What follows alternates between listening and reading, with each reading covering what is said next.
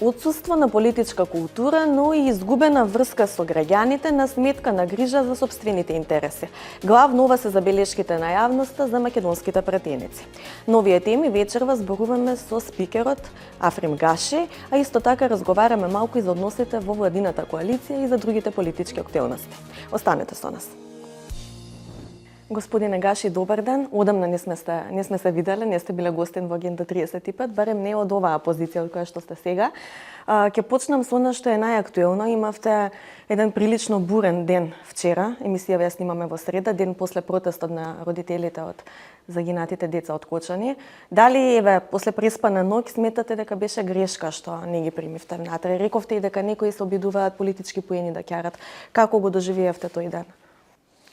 Па нормално е на таква голема трагедија, се уште никој не е рамнодушен, но сепак треба да се грижиме за институциите, за редот и во такви случаеви не можам јас сам да носам одлука во смисла на кога се работи за безбедностни причини. Заедно одлучивме со службите во собранието дека за такви посети е препишан. Има правилник за ред и мир во собранието, треба најава да има, па да се проверат луѓе во кои влегуваат во собрание и така натаму. Тоа е редот. Јас не сум човек кој сака да биде против редот во собранието, така да не би требало да се врзат овие две работи една со друга. Едно е редот во собрание, второ е трагедијата. Нормално они беа тука пред нас во собрание. Сите знаеме каква болка имаат, предпоставуваме, иако тешко е разбирливо и сватливо, не може да се влезе во нивната кожа, сочувствуваме со нив, уште жалиме сите и се надевам дека сите треба да одбегнуваме да го политизираме настанот. Апсолутно, да, но знаете зашто ве прашувам? На сите релевантни анкети, последната ми доаѓа на памет е на NDI, кои што работат со вас доста, кога се зборува за недовербата на граѓаните во институциите и пред се во собранието, 80% од сите кои што изразуваат недоверба главно ја темелат на таа изгубена врска помеѓу функционерите тука и самите граѓани. Дека граѓаните не одговараат баш на потребите односно пратениците не одговараат баш на потребите на граѓаните. Дали мислите дека тука им се најдовте доволно на кочанчани пред се, па и на целата јавност? Па мислам дека да, пратениците од првиот ден беа на терен, беа со семејствата, имаше комеморативни седници во локалните општини, ние немавме пленарни седници и комисиски расправи токму поради тоа. Јас сум убеден дека најголемиот број пратеници беа и таму се среќаваа со луѓето, така да ние се обидуваме тоа да го поправиме, но перцепцијата на граѓаните во однос на собранието и пратениците не е нешто што е сега акутно и можеме да збориме за нешто што е креирано во последниве неколку месеци или година дена. Не, тоа е стара состојба, апсолутно. Токму така, ние се обидуваме да го поправиме тоа. Јас можам да ви кажам дека само во текот на 2024 година имаме рекорден број на граѓани кои го посетиле собранието, над 10.000. Над 10.000. А оваа година веќе во првите 4 месеци сме поминали бројка од над 6.000. Така да отвореноста на собранието е една од главните цели на и мое и на ова ново раководство. Правиме се да го отвориме собранието. Одиме исто така кај граѓаните. Ја имав неколку средби во различни општини каде се среќаваме со граѓаните, со пратениците во нивните општини, ги отвараме канцелариите. Исто така се обидуваме сега веќе заедно со NDI ќе го реализираме и вториот караван на собрание кој ќе биде кај во градовите, различни градови. Прв пат беше 2023 година. Посетивме 10 града, сега други 10 града ги посетиме, така да навистина правиме се што знаеме, умееме и можеме да го доближиме собранието до граѓаните. Имаше и замерки за тоа зашто немавте комеморативна седница и зашто воопшто имаше пауза практично од седници. Вие тоа го користите како контрааргумент, дека било токму во насока на... Па не е работа на аргументирање, ние заедно со координаторите бевме сите засегнати од тие настани, се обидовме да најдеме најдобар начин како собранието да се постави во таква ситуација. И тоа беше начинот кој ние се одлучивме дека мислевме дека е најдобар начин да се одговори. Сега, знаете, во различна перцепција на граѓаните, различни умови и различни гледишта на настаните, ние не претендираме дека сите граѓани ќе мислат како нас, но знам дека нашата цел беше токму да ги испочитуваме нив. Еден од аргументите зошто нема седници во тој период беше и дека најмалку што им треба на граѓаните пратениците да се испокараат повторно меѓу себе, што ја отвара темата за политичката култура и за начинот на комуницирање во самиот законодавен дом. Дали вие како председател на собранието сте задоволен од тоа како пратениците комуницираат?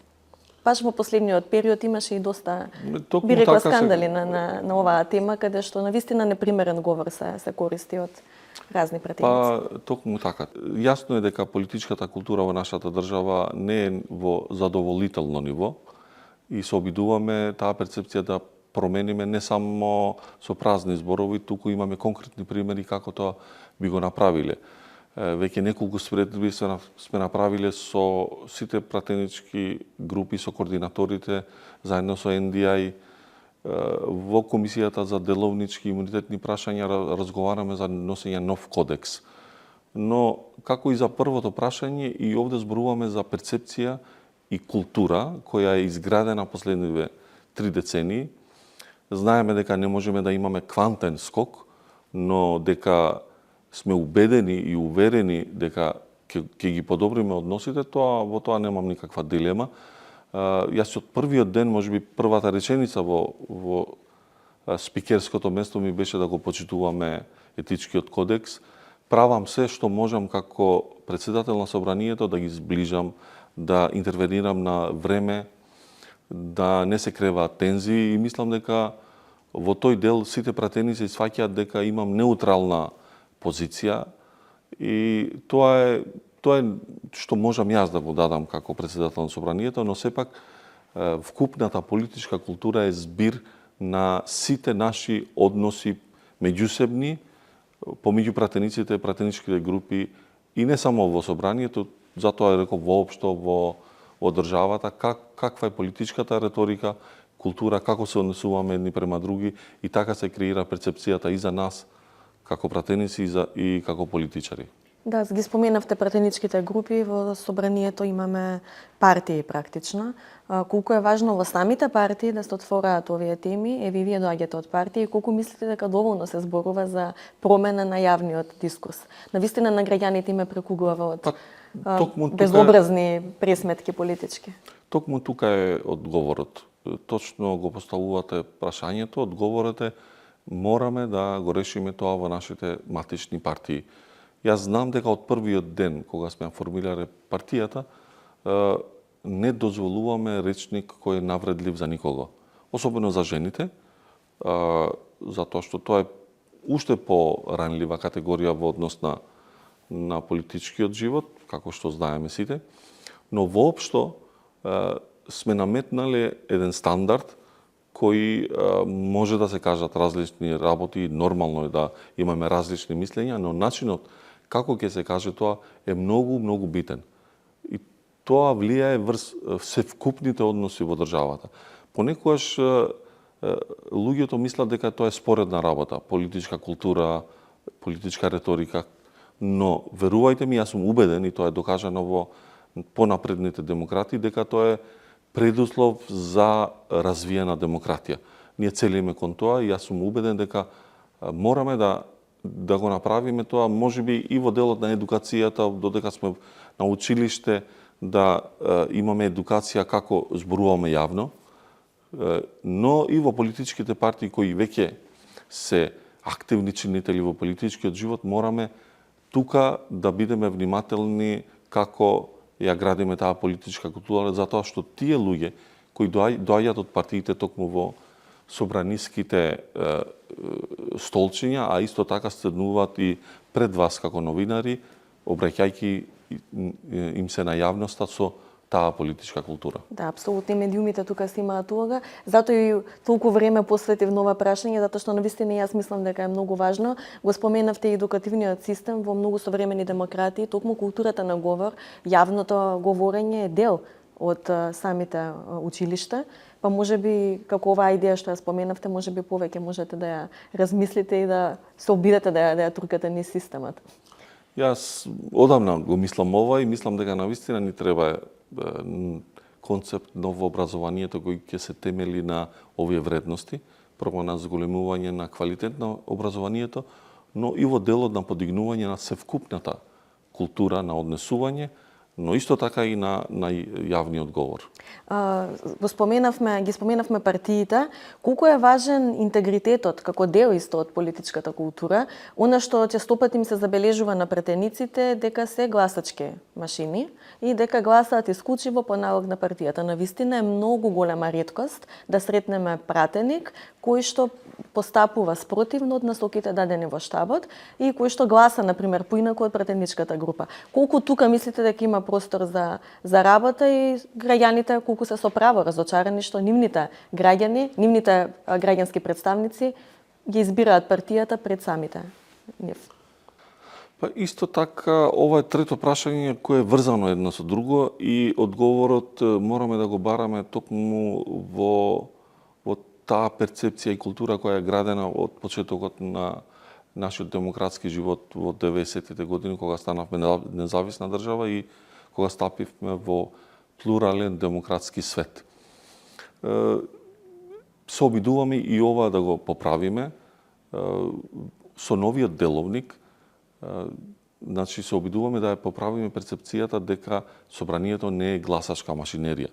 Затоа што навистина тоа е едно од најголемите забелешки кои граѓаните го имаат. Да, кој кого контролира? Владата вас или вие владата? Но освен пратеничките прашања кои ни се редовни секој месец, ние воведовме и нови пратенички прашања во текот на месецот, а и овозможивме инструментот интерпелација да не може да се блокира.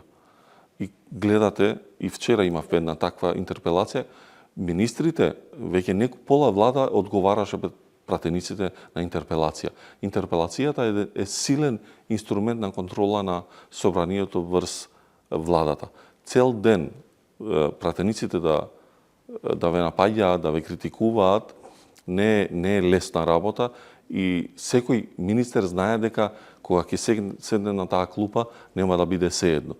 Мислам дека креираме повеќе алатки на контрола, освен пратеничките прашања и интерпелацијата, тука се и надзорните расправи, јавните расправи кои ги зголемивме, така да го шириме кругот и опсегот на контролата на собранието врз владата и ја завземаме таа надзорна улога која собранието ја има по нашиот устав. Да, апсолутно. Околу актуелностите што се на дневна агенда, како оди реформската агенда и кои закони ви се сега приоритет? Работиме многу активно, како што рековте, реформската агенда е нешто што е договорено со планот на раст и тоа е наша заложба за реализирање на нашата стратешка цел интеграција на земјата во Европската унија. Знаеме дека имаме една препрека со уставните измени, но можеме слободно да работиме на сите други полиња затоа што имаме многу за работа.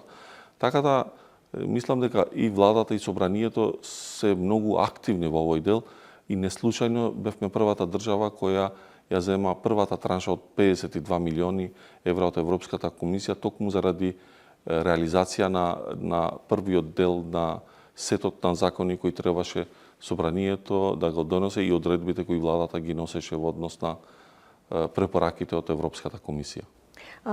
Додека не се создаде никаков вид на политички консензус, предпоставувам дека вие не би ги ставиле уставните измени на гласање.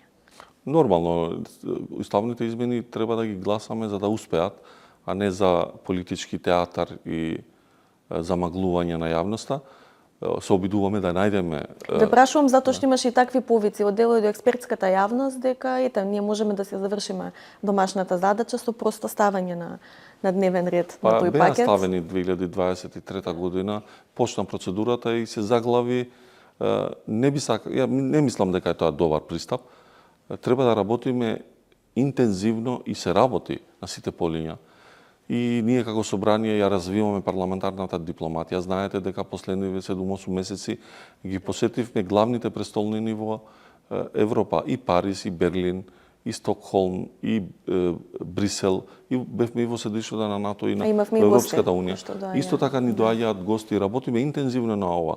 Исто така владата со главниот преговарач, министерот за европски прашања, министерот за надворешни работи, премиерот.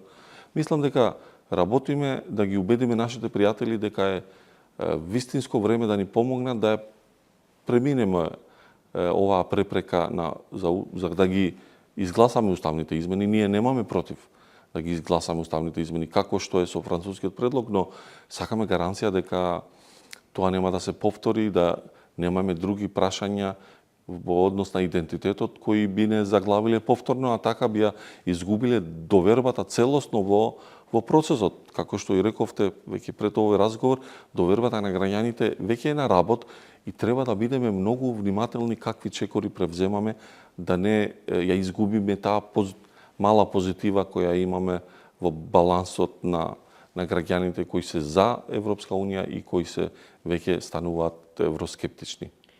Какви пораки добивате од надвор? Има одредени поместувања во самата Европска унија. Гледаме различни гласови се отвораат темите за укинување на консензусот во процесот на проширување. Се повеќе држави се чини дека се приклучуваат на таа идеја. Какви пораки добивате кога ги презентирате овие ставови? Навистина ли е толку безнадежно како што опозицијата представува дека Европа нема слух за нашите барања за гаранција? Наидуваат на големо одобрување од тоа што го имаме ние како држава и го правиме. Знаат дека сме направиле големи компромиси. Ние сме единствената држава во регионот кој направил голем компромис, како тој што беше со Грција со Преспанскиот договор, го сменивме името на државата и сваќаат дека сме еден вид голема жртва во тој процес.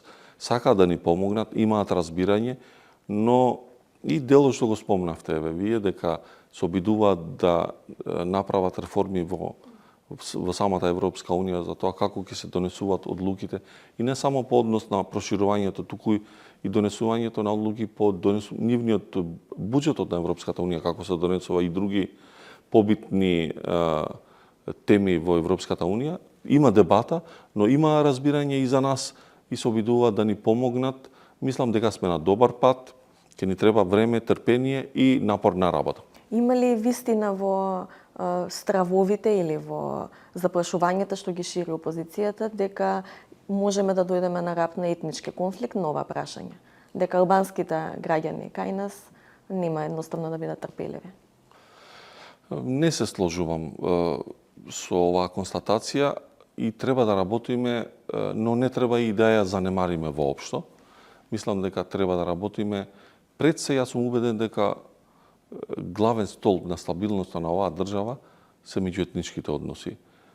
Тоа за жал се уште кревки и политиката најмногу влијае тие да се такви, а јас сум убеден дека меѓу граѓаните постои поголема доверба и поголема хармонија во нивните меѓусебни односи. Ние како политичари би требало само тоа да го јавно презентираме и да го етаблираме во политичкиот живот, што не успеваме за жал. Сегаш наоѓаме начини како да ставаме препреки и да шириме анимозитети, но иако беше уште потешко прашањето со Грција, албанците и сите други заедници останаа рамо до рамо со македонците во одбрана на идентитетот на македонците. Тука има дилеми дали било потешко или не, има различни аргументи. Како и да е, меѓутоа беше апсолутно тешко. Да, мислам дека и во овој случај ќе останеме заедно и мислам дека е многу добро ова што се покажува солидарност со македонците во одбрана на идентитетот. Ние исто така би требало да реагираме кога утре би се зборувало за албанскиот идентитет, за турскиот идентитет, за граѓаните кои живеат во нашата држава, а што им се загрозува идентитетот, ние така би требало да реагираме за сите. Овој пат најголемата заедница во државата, македонците, се под удар и ние треба сите заедно да останеме во одбрана на овој идентитет. Ова прашање не доведува и до последната тема на разговор, а таа е коалицијата, односите внатре. Како ги гледате тие односи? Ја споменавме опозицијата, токму кокетирањето на господинот Таравари со Дуи, барем така беше објавено, е причина и за разнишување на тие врски. Сега вреди, стана и официјално еден политички субјект. Стабилна ли е владата, според вас? Според мене владата е стабилна. Јас ја гледам од перспектива на собранието. Повеќе гледаме како да ја контролираме, а не дали е стабилна или не. Во делот, мислам, бројките парламентарното мнозинство го гледаме секој ден. Тоа е веќе околу 2/3. Да прашуваме како политички актер, Да. не само како спикер. Токму така, јас се обидувам да се абстрахирам и се почесто ги гледам политичките односи и релации во државата од оваа перспектива, затоа што сум убеден дека кога сите би го правеле тоа за што сме задолжени, а не би се мешале во другите работи, би биле поуспешни сите. А особено правите луѓе во правите места би било најдобра формула за унапредување и развој на државата. Се обидувам навистина да сум посветен и искрено, честно работам да ја завршам мојата работа во однос на мнозинството. Гледам дека е стабилно, не гледам никакви проблеми. Тоа што се случува, што го спомнавте, може да се случи секогаш. Нашиот политички живот секогаш бил динамичен. Различни политички актери во одреден момент се одлучуваат за друг чекор. Тоа е легитимно, нивно право. Тие ќе се соочат со граѓаните. На крајот на краиштата ние сме политиката е професија која на крај оценувањето вие кај народот. Одиме кај нив на избори, они не оценуваат и ни даваат оценки за тоа што сме го сработиле за 4-3-2 години, зависи од тоа колку трае мандатот. Очекувате ли предвремени парламентарни избори заедно со локалните? Не очекувам и не гледам никаква причина зашто тоа би требало да има. Мислам дека треба да почнеме повеќе да работиме на одделување на изборите, кога има парламентарни избори да се грижиме за парламентарните и кога има локални избори да знаеме дека тоа се други теми и не треба секогаш на секои избори да сензибилизираме како да се тоа последни избори, како да се најбитни избори. Се уморивме од тоа мислејќи дека тоа се клучните избори во државата. 2025 година во октомври ќе имаме најредовни, најобични, нормални локални избори. Граѓаните треба да ги избират своите градоначалници кои ги решаваат локалните проблеми во нивните општини. Ќе се видиме повторно на есен, па ќе видиме како е ситуацијата и дали навистина македонската политика станала и помалку здодавна, вака со обични регуларни избори, со обично секојдневие. Ви благодарам за интервјуто и се гледаме повторно. Благодарам. Јас сум политичар кој налага и сака да државата да ја скандинавизираме во делот на политичката досадност. Тоа би било прекрасно. Премногу сме забавни. Но да се обидиме. Сепак нашиот темперамент балкански е тука, така да нема да бидеме такви никогаш, но добро е и да легне малку работава, да работиме напорно за доброто на сите граѓани. Ви благодарам уште еднаш. Ми беше чест, благодарам. Се гледаме повторно за 2 недели на истата фреквенција и во истиот термин. Останете со нас и со програмите на јавниот сервис.